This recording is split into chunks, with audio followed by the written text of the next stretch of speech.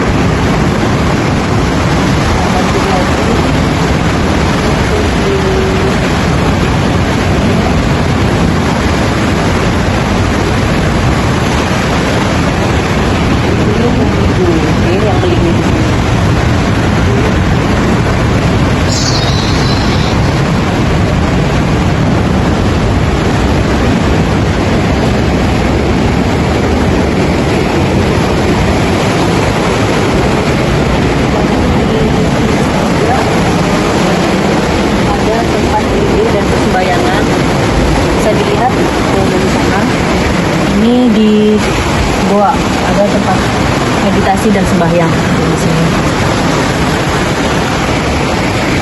Nah, untuk di sini juga bulan dulu, bulan.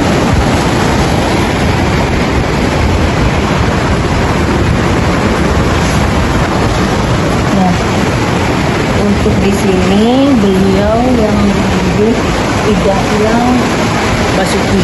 Jadi buat teman-teman kemanapun tempat suci kita harus memakai baju sembahyang. Makanya nanti kemana-mana itu di tasnya bawa baju adat, baju sembahyang. Baiklah, nanti Santi mau menjelaskan tentang bagaimana cara atau jalan menuju Ida Sang Hyang Widiwasa dengan 4 jalan. Kita bisa saksikan dan simak bersama di channel YouTube Santi. Dan kemana-mana tetap subscribe, like, dan share. Sukses. Menatap lembayung di langit Bali, dan ku sadari betapa berharga kenanganmu. Dikala jiwaku. Om Swastiastu. Nah, baiklah, terima kasih buat teman-teman sudah setia untuk nonton channel Santi Dharma Chandra. Santi aturkan matur suksma banget buat kepada Tuhan Ida Sang Hyang Widiwasa, kepada leluhur dan sesuhunan, kepada beliau pemuka agama yang Santi sucikan, beliau para sulinggih dan para pemangku, terus buat umat sedharma semuanya atau teman-teman yang non agama Hindu yang setia banget nonton channel Santi Dharma Chandra, karena channel Santi Dharma Chandra ini untuk menjadi ruang bagaimana kita bisa belajar untuk berdamai dengan diri sendiri, belajar bagaimana kita tahu tujuan hidup kita, yaitu Moksatam Jagadita Yaca Iti Dharma, seperti itu kan. Nah, buat teman-teman nih, misal kenapa sih kita harus menekuni dunia spiritual atau menekuni tentang kita memilih Hindu sebagai jalan hidup? Sebenarnya bukan untuk bukan untuk religius, bukan untuk agamis, tapi dengan kita belajar tentang arti spiritual, belajar tentang agama, kita tahu bagaimana jalan kita untuk menjalani hidup, seperti itu kan. Karena ketika manusia berproses untuk lahir ke dunia ini, itu pasti kita juga prosesnya membayar karma, ya kan. Baik dan buruk itu pasti ada, sedih dan bahagia itu pasti ada, seperti itu kan. Agar kita tetap fight, agar kita tetap semangat, agar tetap kita enjoy, menikmati segala proses hidup, seperti itu kan. Jadi belajar spiritual adalah bagaimana cara kita untuk menyelami diri kita sendiri, bagaimana kita bisa belajar mengendalikan diri sendiri, bagaimana belajar kita untuk menemukan kedamaian dalam diri sendiri. Cara Santi untuk menambahkan diri ya seperti ini, nangkil ke pura-pura, apalagi tempat-tempat yang suci, yang benar-benar disakralkan, itu kan karena ada luka yang luar biasa di masa lalu, di masa kecil, yang Santi rasa ketika menceritakan ke manusia itu mungkin tidak semuanya bisa mengerti, tidak semua bisa memahami ya. Tapi ketika Santi berdiskusi dengan beliau, dengan leluhur, dengan Ida Betara, dengan Tuhan Sang Yang Idiwasa, Santi menemukan jawaban dan menemukan banyak hal yang harus bisa Santi terima dalam hidup ini, seperti itu kan. Jadi ini proses hidup, itu proses untuk menerima semua yang kita alami. Proses menerima itu tidak gampang. Proses ikhlas itu kita butuh belajar. Proses percaya kepada Tuhan. Banyak orang yang bilang, oh ya saya percaya kepada Tuhan nih, oh ya saya percaya kepada takdir, atau saya percaya kepada karma. Tapi dalam prosesnya itu yang nggak terima lah, yang marah lah, yang dendam lah, yang dengki dan lain-lain gitu. Ketika kita belajar percaya kepada Tuhan, percaya kepada karma apapun yang terjadi dalam hidup kita, berarti kita percaya segala sesuatu yang diberikan Tuhan itu yang terbaik buat kita. Ngerti nggak? Jadi misal nih Santi dulunya yang seperti ini, nggak ada Santi rajin ke pura, apalagi kehidupan di Jakarta dulu, nggak ada gambaran seperti itu. Tapi ketika Tuhan memberikan cara jalan hidup yang Santi harus tempuh sekarang, ya udah Santi ikuti jalan ini, seperti itu kan. Nah, dalam kita mengenal atau kita ke jalan Tuhan, ke jalan Ida Sang Yang Widiwasa, itu untuk setiap manusia itu berbeda. Nah, kalau untuk di agama Hindu kita memiliki untuk 4 jalan. Ini sesuai dengan yang Santi pelajari, yaitu tentang buku di dialog spiritual, seperti itu kan. Jadi tergantung bagaimana kenyamanan teman-teman untuk menempuh di jalan Dharma, atau menempuh bagaimana kita kembali ke dalam kesadaran spiritual kita, seperti itu kan.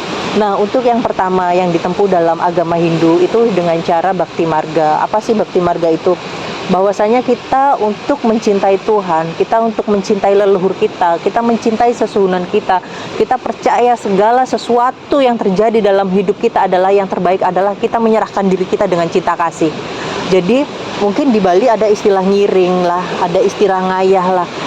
Apapun yang kita jalankan, apapun bakti yang kita berikan kepada beliau, itu dari cinta kasih, dengan kesadaran, bukan karena ancaman dalam arti gini, oh nanti kalau nggak ngiring itu ya nanti sakit-sakitan, oh nanti kalau nggak ngiring nanti ada musibah gini-gini kan. Berarti itu melakukan hanya karena takut dengan segala sesuatu sanksi yang mungkin bisa terjadi. Tapi ketika kita menjalani, oh ya udah, Titi yang ngiring sesuhunan ini, Titi yang ngiring beliau, Titi yang waktunya ngayah di pura ini, dilandasi dengan semangat, dengan kesadaran, oh ya udah, ini tugas Titiang, ini tugas saya, ini tugas kami. Kita jalankan dengan semangat, dengan ikhlas, dengan semangat, dengan sikap ceria, dengan semangat yang senyum, yang ikhlas. Kita akan memberikan energi positif vibes kepada umat sedharma. Seperti karena umat datang ke pemuka agama, ke siapapun, itu pasti ada beberapa rasa. Mungkin ada rasa sedih juga, ada rasa marah juga, seperti itu kan. Sehingga menyebabkan ketika datang ke tempat suci, beliau ingin mereka ini, umat sedharma ini ingin mendapatkan energi yang positif, seperti itu. Jadi para penekun spiritual, para penekun agama diharapkan kita sudah berdamai dalam keadaan diri kita masing-masing, seperti itu kan, agar kita bisa memberikan positive vibes. Sebenarnya kalau dibilang kalau Santi sedih pasti. Kalau lihat perjalanan hidup Santi dari kecil ini seperti apa, luka apa yang terjadi dalam hidup Santi. Mungkin yang Santi sharing di dalam YouTube Santi itu baru 20% dari perjalanan hidup Santi. Sebelumnya luka di masa kecil seperti apa, trauma besar seperti apa. Tapi kenapa Santi bisa di dalam konten YouTube Santi bisa senyum, bisa ceria, ketemu siapapun harus tetap semangat, karena Santi berusaha untuk berdamai dalam diri Santi sendiri, karena Santi ingin memberikan energi yang positif kepada umat sedharma, seperti itu kan. Nah, yang kedua adalah Karma Marga. Karma Marga adalah jalan mencapai kebenaran sejati melalui perbuatan tanpa pamrih, dan segala sesuatu hasilnya ya udah kita ikhlas aja, Tuhan yang menentukan, seperti itu kan. Dalam arti gini, ketika kita beriatnya, ketika kita melakukan karma baik, ya udah ikhlas aja, karena ini tugas kita sebagai manusia yang lahir di dunia ini. Ngerti nggak sih teman-teman? Jadi tanpa mengharapkan imbalan apapun. Saya baik kepada orang itu karena udah tulus gitu. Saya punya pasangan saya setia ya karena saya ingin menghargai pasangan saya, karena pasangan saya adalah pemberian dari Tuhan, seperti itu kan. Saya ingin berbakti kepada orang tua karena itu saya mencintai orang tua saya. Bagaimanapun kondisi orang tua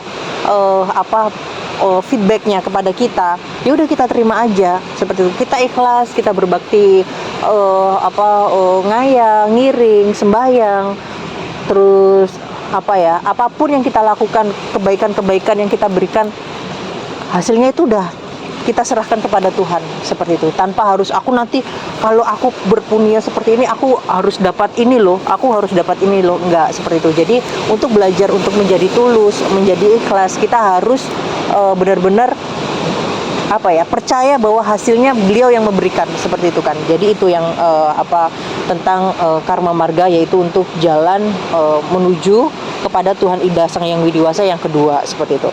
Nah, terus ada lagi yaitu Jenana Marga. Nah, ini adalah jalan mencapai kebenaran melalui olah pikiran, diintrospeksi dan evaluasi diri sampai terwujud suatu kesadaran pencipta, yaitu kesadaran pencipta yang bersifat absolut. Sedangkan eksistensi ciptaannya yang ada di dunia ini masih bersifat maya, terus atau bersifat ilusi. Jadi buat teman-teman, ini bagaimana sih kita untuk mengolah jenana marga? Ketika manusia diberikan masalah, kadang kita bisa sadar itu ketika kita diberikan masalah atau ujian. Kita bisa memandang sebuah ujian, sebuah masalah itu kita akan mendapatkan sisi baiknya, ya. Sisi baiknya apa? Kadang mungkin Santi sometimes berterima kasih kepada luka. Kalau nggak ada luka di masa lalu, mungkin Santi nggak bisa nangkil, nggak bisa ngayah, nggak bisa ngiring beliau para sulingge. Karena diberikan luka itu ada suatu berkat dari Tuhan, bahwasanya Santi bisa mendekatkan diri ke beliau-beliau yang disucikan, ya, seperti itu. Jadi kita bisa membuka kesadaran diri mungkin dengan ujian hidup yang ada, lebih bersyukur, lebih menikmati apa yang ada, lebih mendekatkan diri kepada Tuhan, bahwa tujuan kita, cinta kita fokuskan kepada Tuhan Ida Sang Yang Widiwasa, mencoba melepaskan kemelekatan yang ada dalam hidup. Karena sumber dari sakit hati, sumber dari kekecewaan adalah sebuah kemelekatan yang ada dalam diri kita. Entah melekat dengan jabatan, melekat dengan suatu pasangan yang terlalu posesif, atau kepada kemelekatan harta duniawi, seperti itu kan. Karena manusia akan diuji dengan cinta yang berlebihan, seperti itu kan, seperti itu. Jadi kita akan merasa tenang ketika kita menganggap dunia ini biasa-biasa aja. Oh ya udahlah, kalau memang seperti ini jalannya, oh ya udahlah kita terima. Oh ya udahlah, seperti ini jalan saya, udah kita terima, mau apa lagi, seperti itu kan. Jadi melalui kesadaran, Santi proses belajar sadar itu butuh proses, nggak bisa langsung didikte, Santi kamu harus seperti ini, kamu dijadikan seperti ini, nggak bisa, seperti itu kan. Karena Santi sadar, oh ya di pura Santi merasakan kedamaian, Santi nangkil ke pura, nggak mau hari rahinan, Santi nangkil ke pura. Terus Santi harus ngiring beliau pedanda ke Lombok, ke Prambanan, atau ke Gria, ke Pura, ke acara-acara beliau.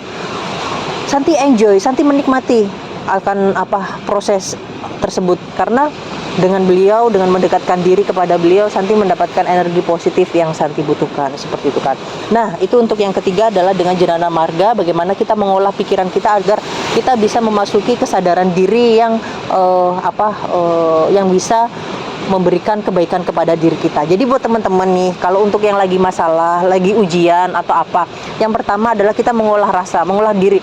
Apapun penyemangat kita, teman, sahabat, bestie, atau geng-geng di sekitar teman-teman, mereka adalah yang men-trigger dalam diri kita. Tapi kembali lagi, kunci hidup adalah kunci dalam diri kita, adalah diri kita masing-masing, seperti itu kan. Bukan orang lain, tetap diri kita.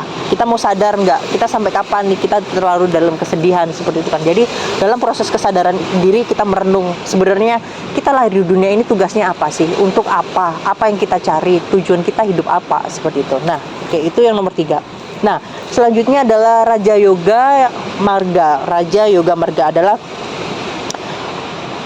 jalan mencapai kebenaran sejati melalui disiplin spiritual dengan cara selalu berusaha menghubungkan diri dengan Sang Pencipta, menyatukan dengan Atman dan Brahman kita, seperti itu kan. Jadi kita rajin sembahyang, kita bagaimana rajin meditasi, kita bagaimana rajin mendekatkan diri kepada semesta, grounding diri, seperti itu.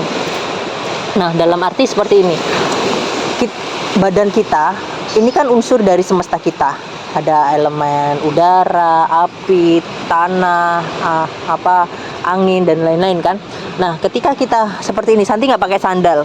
Ketika Santi lagi sedih banget gitu kan, Santi pergi ke pantai, menapakkan diri ke pantai atau ke tanah atau kemanapun, entah di gunung atau apa, sambil bilang kepada beliau, Ibu Semesta, Bapak Semesta, Santi lagi sedih nih, tolong serap energi-energi negatif Santi, semoga bisa dinetralkan, semoga diberikan kekuatan yang positif, seperti itu kan. Karena ketika kita menyatu dengan alam, kita akan diberikan energi-energi yang positif, seperti itu kan. Jadi buat teman-teman, ketika ke pantai atau dijaga pantainya agar bersih selalu, agar karena itu kan tempat kita, tempat menetralisir menetralisir energi-energi yang kurang baik kepada dalam diri kita, sehingga kita bisa tetap bisa berusaha untuk stabil, seperti itu. Nah, itu kan. Nah, untuk memantapkan serada tersebut, umat Hindu mengamalkan berdasarkan apa yang bersifat kitab Atarya Wirda 12.1.1, yaitu dengan memantapkan keyakinan kepada kebenaran Tuhan Satyam ya. Terus mentaati hukum sucinya, terus melakukan penyucian diri yaitu dikse, lalu dengan pengendalian diri terhadap nafsu duniawi yaitu dengan bertapa atau semedi lah ya, untuk kata lainnya. Selalu memohon pencerahan kepada Tuhan Sang Yang Widiwasa yaitu Sang Brahman, dan melakukan korban suci dan keselamatan kebahagiaan melalui yatnyana. Jadi itu yang untuk agar kita tetap melakoni hal-hal yang yang sudah diberikan kepada Tuhan, seperti itu kan. Karena ketika ibarat kata agama ini, jalan spiritual ini itu seperti peta ya. Ketika kita menapaki tujuan kita mau ke ke Ungasan atau ke Karangasem, ke Tabanan, ke Singaraja atau kemana kan. Ketika kita lahir di dunia ini kan kita nggak tahu nih jalannya kita kemana. Ketika tujuan kita ke Karangasem nih, misal ke Karangasem, kita nggak tahu. Kita pasti membuka peta, kita pasti membuka Google Maps untuk zaman sekarang. Nah, Google Maps, peta, arah, petunjuk, atau kita tanya sama orang lain, itu adalah jalan spiritual, adalah jalan agama kita. Jadi Tuhan sudah memberikan kemudahan-kemudahan melalui petunjuk-petunjuknya, melalui sloka-sloka Begawa Gita, melalui lontar, melalui sastra, melalui kode-kode alam yang kita berikan kepada Tuhan, kepada alam semesta, yang kita bisa tangkap dengan bagaimana kita menyelami diri kita sendiri, seperti itu kan. Nah, untuk memantapkan serada atau keimanan, keyakinan kita dalam hidup, yaitu agar kita bisa mencapai tujuan kita, yaitu Moksatam Jagadita Yaca Iti Dharma, yaitu hendaklah kita memulai dari diri masing-masing. Nah, contohnya seperti ini. Kalau Santi belum bisa berdamai dalam diri Santi sendiri, Santi belum bisa memberikan contoh yang baik kepada diri Santi sendiri, misal seperti itu kan. Santi juga nggak mungkin ngobrol seperti ini atau berani tampil di publik seperti itu kan. Sehingga Santi mau tampil ke publik ketika Santi menjalani proses belajar. Santi sudah menerima proses-proses yang ada dalam diri Santi, seperti itu kan. Jadi itu yang Santi rasakan. Jadi ketika kadang Santi merasakan banyak luka di masa lalu, dan ketika ada orang curhat sama Santi, karena kan Santi tarot juga ya, kartu tarot.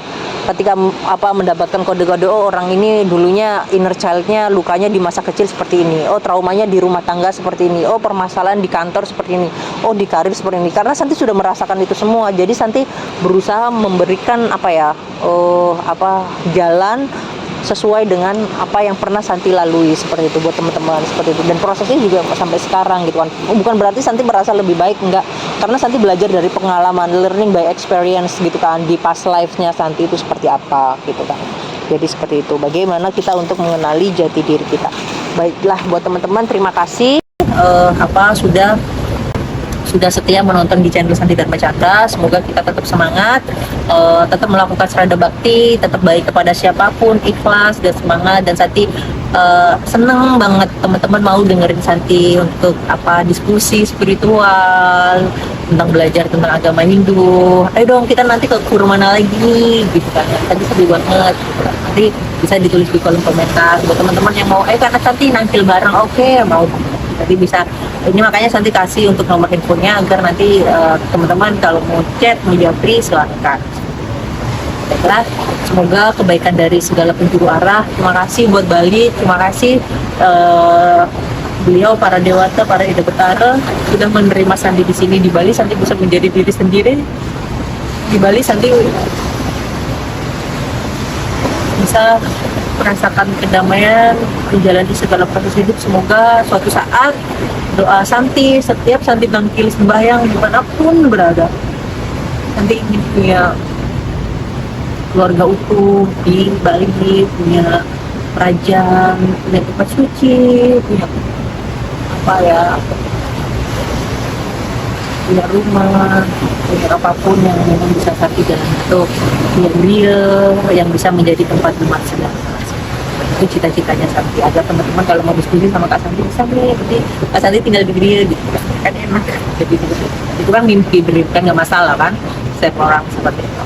Nah, semoga kebaikan datang dari segala penjuru arah, kita didekatkan dengan hal-hal baik, kita tetap semangat, tetap diberikan keceriaan, kebahagiaan, kesehatan buat teman-teman yang sedang sakit, semoga lekas sembuh. Jaga pola makan. Buat yang sedang sedih, senyum ya, senyum dong, senyum.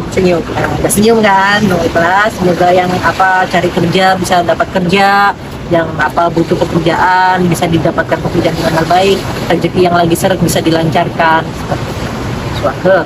Akhirnya mari kita tutup dengan para mas Santi. Om Santi, Santi, Santi.